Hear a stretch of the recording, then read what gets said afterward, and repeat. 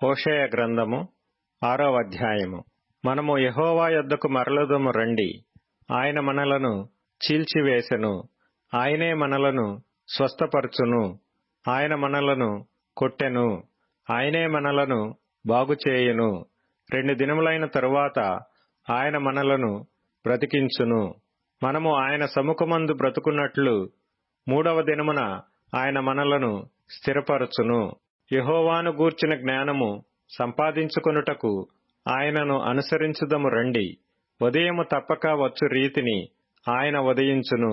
వర్షము వలె ఆయన మన యొద్దకు వచ్చును. భూమిని తడుపునట్టి తొలకరి వర్షము కడవరి వర్షము వలె ఆయన మన యొద్దకు వచ్చును.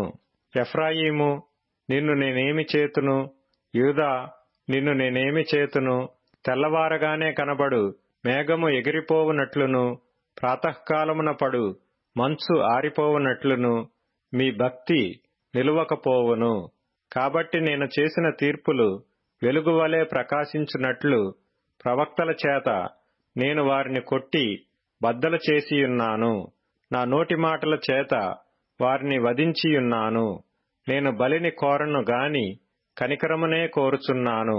దహన బలుల కంటే దేవుని గూర్చిన జ్ఞానము నాకిష్టమైనది.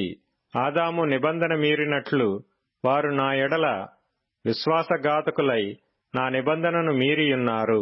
గిలాదు పాపాత్ముల పట్టణమాయెను. అందులో నరహంతకుల అడుగుజాడలు కనబడుచున్నవి. బందిపోటు దొంగలు పొంచియుండునట్లు యాజకులు పొంచియుండి షెకెము మార్గములో నరహత్య చేసెదరు. వారు ఘోరమైన కాముకత్వము జరిగించువారై యున్నారు. ఇశ్రాయేలు వారిలో ఘోరమైన సంగతి ఒకటి నాకు కనబడెను. ఎఫ్రాయిమీయులు వ్యభిచార క్రియలు అభ్యాసము చేసెదరు. ఇశ్రాయేలు వారు తమ్మును అపవిత్రపరచుకొనెదరు.